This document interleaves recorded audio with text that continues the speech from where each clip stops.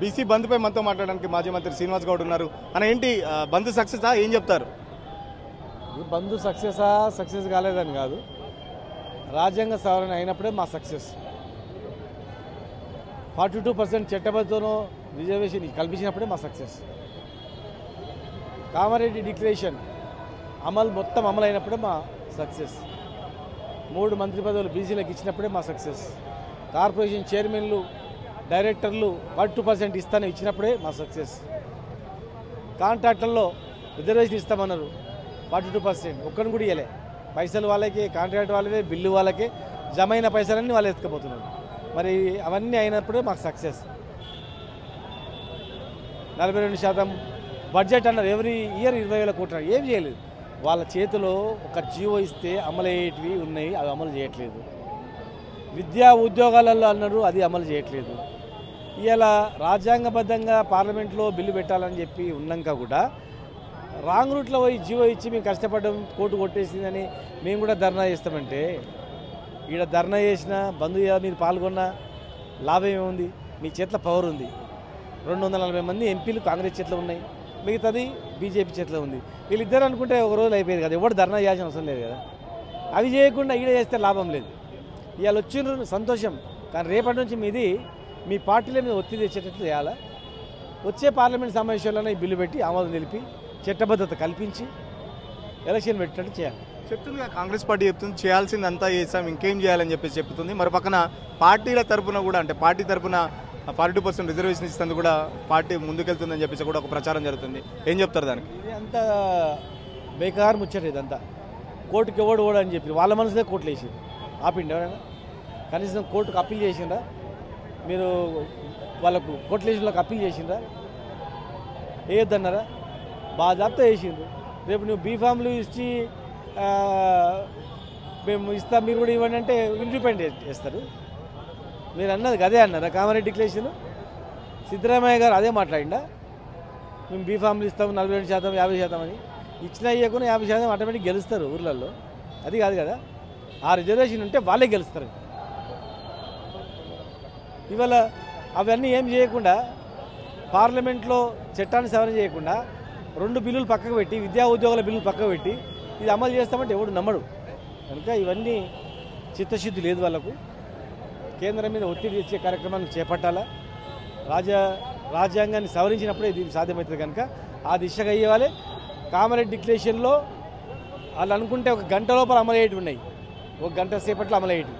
అవన్నీ అమలు చేయాలి. తెలంగాణ నుంచి 8 మంది కాంగ్రెస్, 8 మంది బీజేపీ ఎంపీలు ఉన్నారు. ఒక్కరు కూడా పార్లమెంట్లో ఈ అంశాన్ని కూడా అటు బీజేపీ ఎంపీలు గాను ఇటు కాంగ్రెస్ ఎంపీలు మాట్లాడారు. మరో పక్కన హామీ ఇచ్చిన దానికి సంబంధించి రాహుల్ గాంధీ కూడా పార్లమెంట్లో ఇక్కడ మాట్లాడారు. ఎట్లా వస్తున్నారు మరి? ఎట్లా సాధ్యమైతే 2 జాతీయ పార్టీలు మోసం చేస్తున్నాయి, మరి ఎట్లా దక్కుతాయి? మరి ఖచ్చితంగా వీళ్ళని ఎండగట్టడానికే ఇవన్నీ.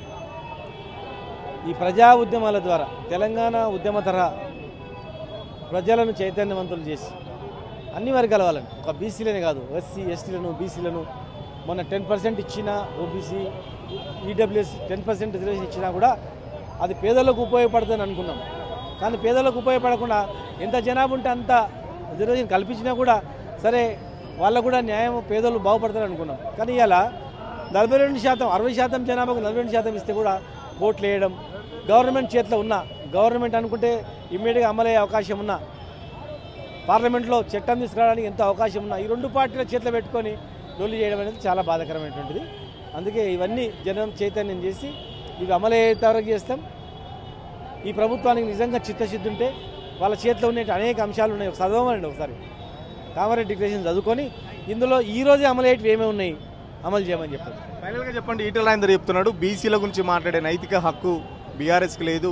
గతంలో 34% రిజర్వేషన్ చేసే అంశం కేసీఆర్ పట్టించుకోలేదు కాబట్టి ఇప్పుడు ఈ గతి పట్టింది బీసీలకు అని చెప్పేసి ఈటల రాజేందర్ అంటున్నాడు. ఈటల రాజేందర్ గారు అట్లా అనకపోవచ్చు, ఎందుకంటే ఆయన ఆత్మసాక్షిగా ఒకసారి చెప్పానండి. ఈరోజు వారు ఆ స్థానంకి వచ్చిండు అంటే కూడా బీఆర్ఎస్ పార్టీ ఉద్యమం నుంచి వచ్చినట్టు జరిగింది. వారికి తగిన గౌరవం కూడా ప్రతిపక్ష నాయకుడు కూడా ఇవ్వడం జరిగింది. వారు కూడా ఆ రోజు ఉన్నారు. 34% ఇచ్చినప్పుడు పార్లమెంట్లో చట్టం దానికి మాకు అంత బలం లేదు.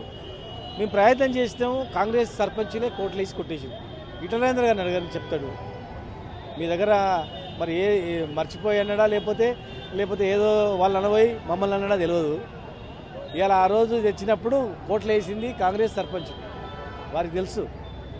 మేము ఇచ్చిన జీవోని మళ్ళీ ఇప్పుడు ఇచ్చారు. రాజ్యాంగ సవరణ చేయాలన్నాం. మాకు నిజంగా పార్లమెంట్లో ఇంత బలం ఉంటే మేము చేస్తుంటాం. ఇప్పుడు కూడా మొన్న చంద్రబాబు నాయుడు గారు అక్కడ గెలిచిండు, ఆయన లేని గవర్నమెంట్ లేదు. ఇప్పుడు ఆయన ఏం చెప్తే అది నడుస్తుంది.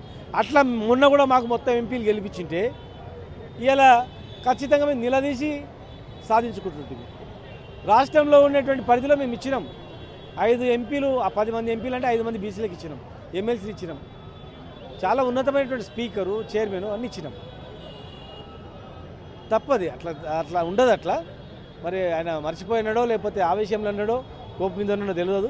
ఆయన మనస్తత్వం ప్రకారం కూల్ కడితే మాత్రం బీఆర్ఎస్ పార్టీ బీసీలకు చాలా చేసిందనే చెప్తాడు. ఖచ్చితంగా ఈటల రాజేందర్ మర్చిపోయి అన్నారేమో. ఈటల రాజేందర్కి చాలా పెద్దపీట వేసిందని చెప్పేసి బీఆర్ఎస్ పార్టీ చాలా పెద్దపీట వేసింది. ఎంపీలకు కానీ, అటు స్పీకర్ కానీ, ఇటు మండలి చైర్మన్ లాంటి పదవులు ఎన్నో బీసీలకు ఇచ్చిందని చెప్పి చెప్తున్న పరిస్థితి. ఈటల రాజేందర్ కూడా బీఆర్ఎస్ పార్టీలో చాలా అత్యున్నత స్థాయికి ఎదిగారు కాబట్టి అది కేసీఆర్ పుణ్యం అని చెప్పేసి, బీసీలకు చేసిన పుణ్యం అని చెప్పేసి, కేసీఆర్ చేసిన పుణ్యం అని చెప్పి చెప్తున్న పరిస్థితి.